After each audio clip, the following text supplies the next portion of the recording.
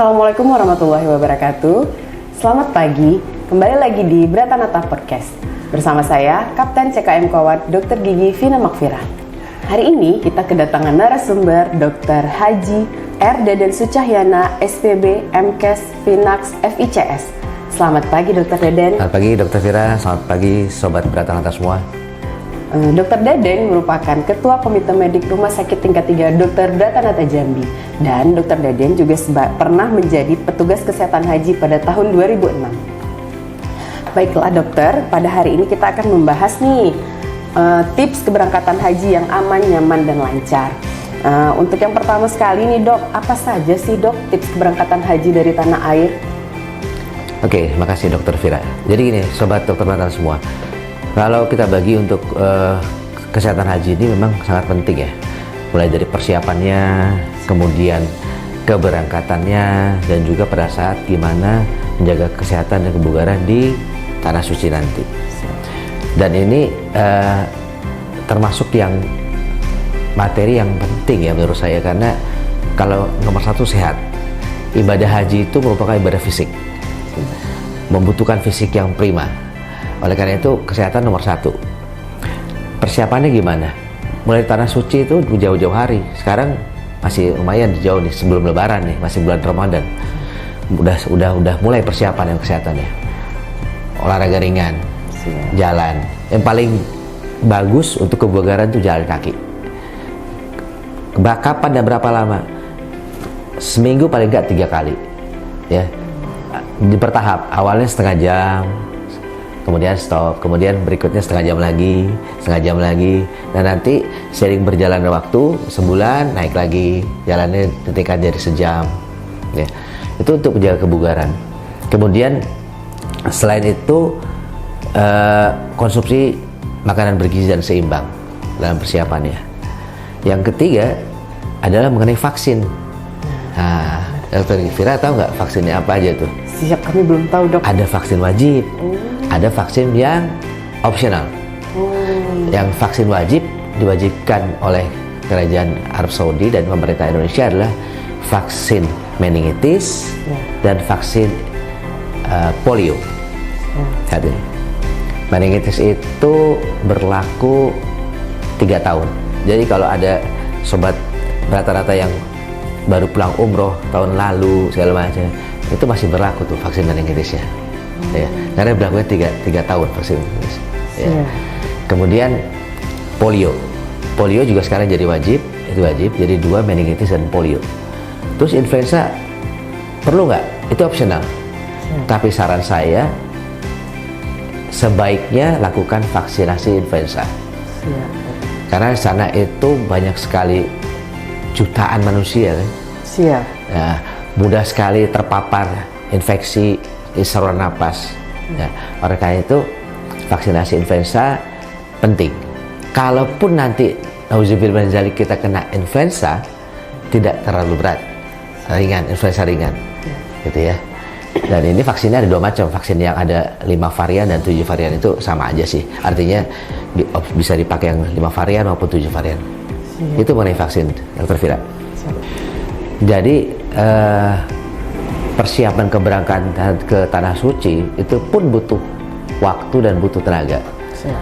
Contohnya kalau Jambi, kan? Jambi itu embarkasinya Batam.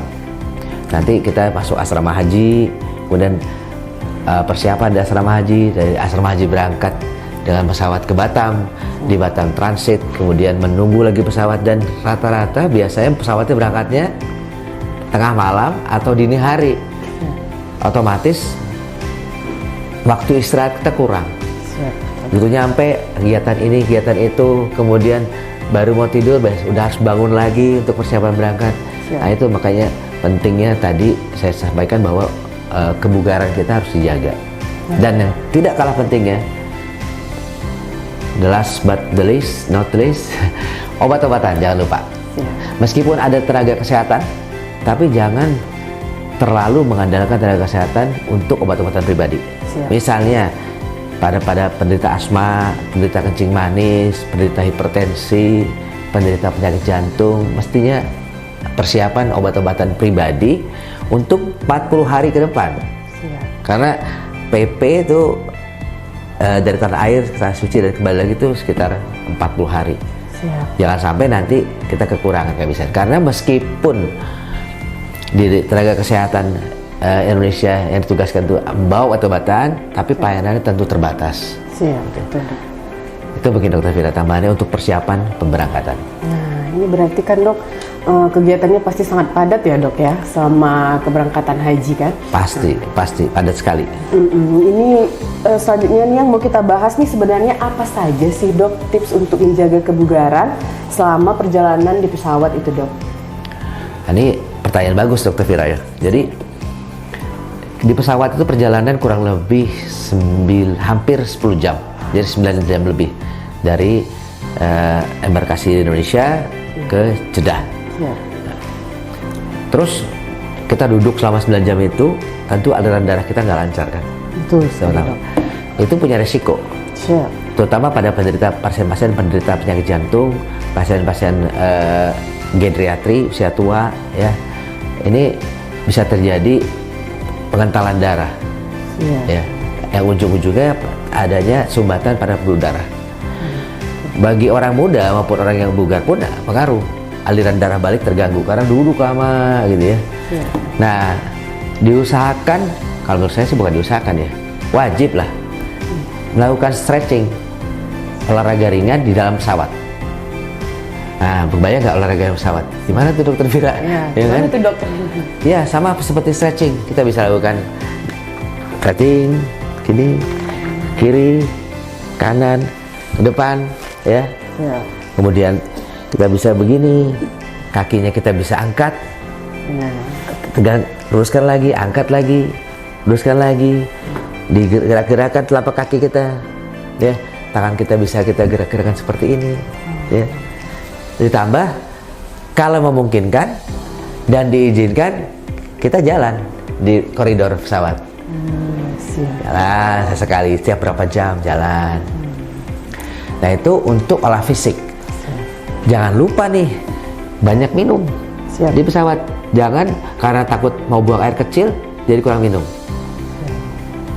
Makan makanan yang tidak berat. Jadi hindari makanan yang banyak berlemak. Perbanyak buah-buahan, perbanyak sayur-sayuran. Gitu ya. Nah, kemudian dalam perjalanan melintasi waktu, kan zona waktu beda tuh. Siap. Kita itu beda waktunya 4 jam di luar Indonesia. Siap. 4 jam daripada di Arab Saudi. Nah, melintasi zona waktu ini punya resiko nih.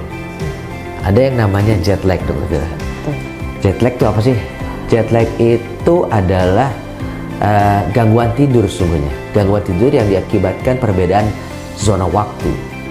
Ya. Jadi kita ini punya namanya, setiap manusia, makhluk hidup punya namanya irama sirkadian atau ritme sirkadian. Apa tuh? Irama waktu. Waktu kita bangun, waktu kita tidur, waktu kita bekerja, waktu kita istirahat udah jelas. Misalnya sebelum subuh udah bangun, terus salat subuh, habis subuh kemudian bekerja kemudian siang nanti istirahat, dan seterusnya. Dan irama ini sesuai dengan zona waktu Indonesia. Ketika sampai di sana di Arab Saudi, perbedaan zona waktu beda, irama kita tuh masih seperti itu, padahal zona waktunya sudah berbeda. Nah, ini yang buat kita mengalami jet lag. Jet lag. Apa sih gejala jet lag? Iya, itu saya mau tanya. Nah, Gejala jet lag itu mulai seperti dari gangguan tidur, macam-macam ya, gangguan tidur, Siap. gangguan nafsu makan, bahkan sampai gangguan mood. Jadi kayak orang bingung, mau ngapain, kayak orang serba salah gitu ya. apa? Sampai ada diare sekalipun. Siap. Itu gejala jet lag. Apakah semua orang ngalamin seperti itu nggak kira-kira? Nah, itu dia juga. Saya mau tanya dok, kira-kira semua orang- Hampir semua mengalami, hampir semua. tapi berat ringan yang berbeda. Siap. Nah, sekarang cara menghindarinya nggak bisa, menguranginya barangkali, karena perbedaan waktu nggak bisa dihindari. Betul ya? Betul. Irama sirkadian itu pasti akan terjadi desinkronisasi namanya. Siap. Selain tadi banyak minum air putih, ya, makanan yang mudah dicerna, hindari alkohol dan kafein. Siap. Jadi jangan salah nih, biar seger terus minum kafein. Salah tuh. Itu kafein menyebabkan jet lag, justru memperburuk gejala jet lag pada saat kita melintasi zona waktu. Kalau alkohol jelas nggak ya, kita muslim kan, yang berangkat haji kan. Nah itu, jadi hindari kopi, itu penting. Itu mungkin Dokter Fira kalau di perjalanan tuh.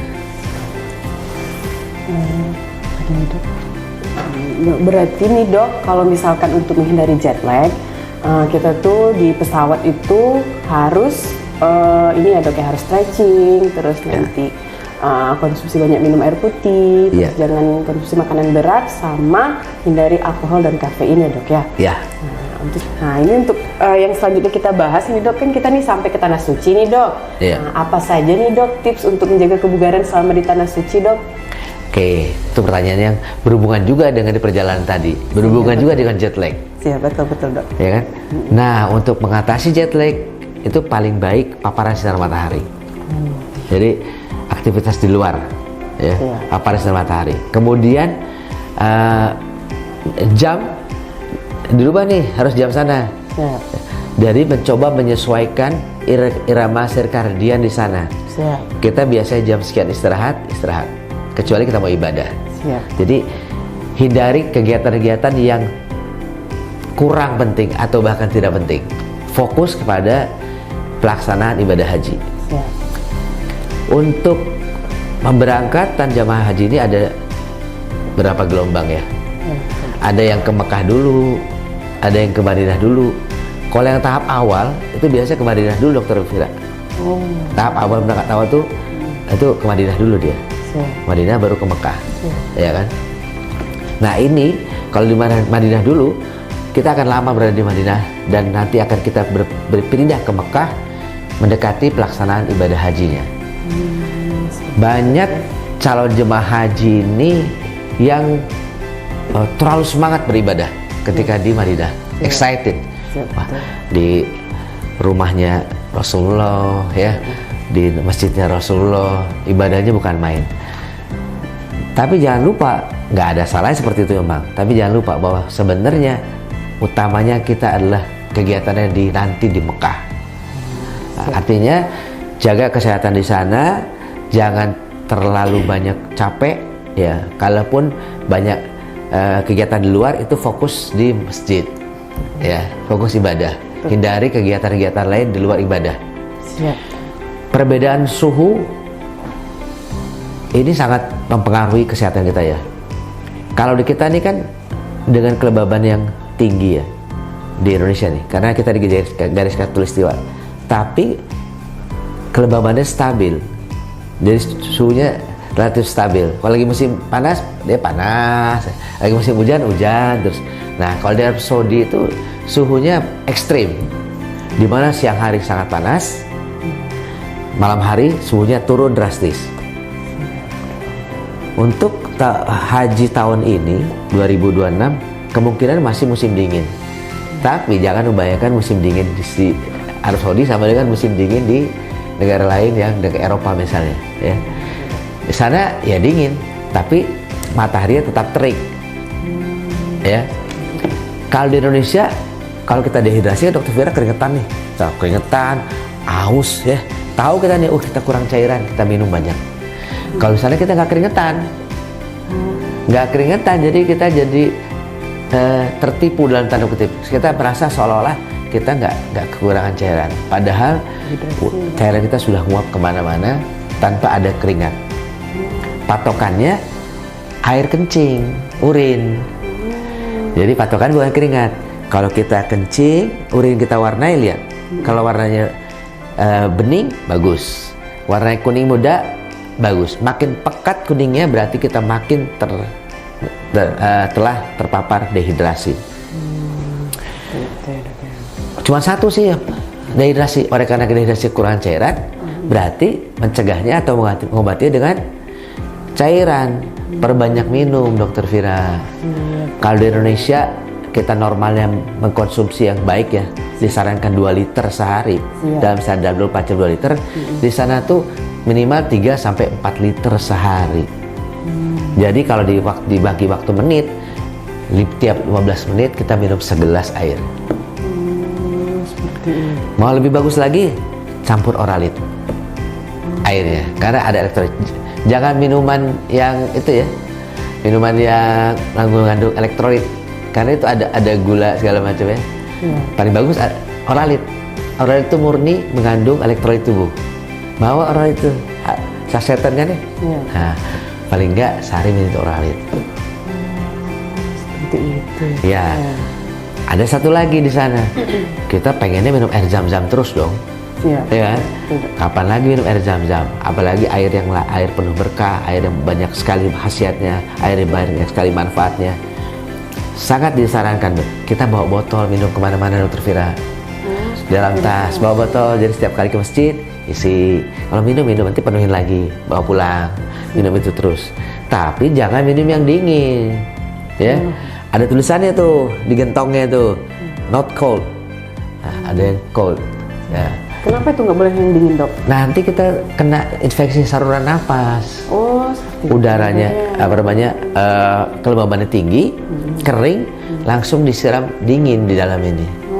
Jadi kita nanti mudah terkena radang tenggorokan. Jadi jangan minum yang dingin, minum yang normal aja airnya, suhunya. Itu Dokter Fira. Iya, ini sangat membantu yang kami yang belum pernah umroh sama haji, Dok. Jadi dapat tips dari dokter ya, Dok ya. Nah, satu lagi, pakai masker. Siap, Dok. Dalam kerumunan ya. Siap. Karena kalau udah batuk tuh saut-sautan tuh. Siap. Ya. Kalau saya sering mengibaratkan dulu waktu saya jadi petugas haji bilang, di sana tuh yang nggak kena batuk pilek cuma unta. Saya bilang salah, unta aja bisa batuk. Yang kena batuk pilek, nggak kena batuk pilek cuma tiang listrik. Saya bilang. Jadi makhluk hidup sana tetap bisa kena batuk pilek dengan suasana ekstrim, kemudian jutaan orang berkumpul dalam waktu bersamaan, Betul, Dok. dengan berbagai macam penyakit, nggak ada salahnya. Ya, menggunakan masker di saat tertentu, terutama kalau kitanya sedang mengalami gangguan pernapasan atau batuk pilek. Kitanya pencegahan dengan masker supaya tidak menularkan ke orang lain. Ya. Dan satu lagi yang penting, Dokter Fira ingat gak waktu kita musim COVID? Siap. Dokter spesialis THT suka ngajarin bilas hidung ya? Iya, betul, Dok. Iya Kak, pakai NaCl, bilas hidung. Sebenarnya orang Islam itu kalau menerapkan wudhu yang baik, jarang kena batuk pilek. Betul sekali, Dok. Ada yang namanya istinsyak. Ya. Sirup kan? Terus istinsa. Keluarkan. Betul. Itu efektif untuk membuang kotoran-kotoran di hidung kita, membuang bakteri-bakteri atau mikroorganisme atau virus yang menempel di hidung kita. Kita tadi kan ada bulu hidung nih, ada itu saringan tuh, saringan udara terhadap macam-macam kotoran.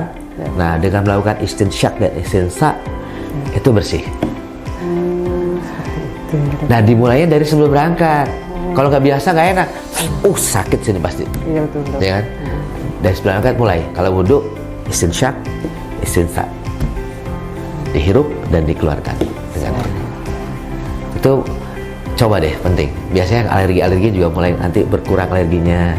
Yang biasa rinitis suka bersin pagi-pagi. Iya, saya betul. Nah, coba wudhu seperti itu, insya Allah berkurang. Siap, Dokter. Berarti nih, Dok, tips selama melaksanakan ibadah haji itu yang pertama itu banyak minum ya, Dok ya, agar terhidrasi. Kemudian juga kita mencoba mengikuti irama sirkandian selama kita di tanah air ya, Dok ya. Dan kita fokus pada ibadah dan menghindari kegiatan-kegiatan yang tidak penting ya, Dok ya. Betul. Terus di sana juga dianjurkan untuk memakai masker dan juga jangan minum minuman yang dingin ya, Dok ya. Demikian Sobat Bratanata, podcast kita pada hari ini dengan narasumber yang sangat keren dan hebat yang memberikan tips dan trik agar ibadah haji kita aman, lancar, dan nyaman. Terima kasih kepada Dr. Deden yang sudah menjadi narasumber pada hari ini. Terima kasih, Dok. Iya. Semoga podcast kita pada hari ini memberikan manfaat kepada Sobat Bratanata. Terima kasih. Assalamualaikum warahmatullahi wabarakatuh. Salam sehat selalu.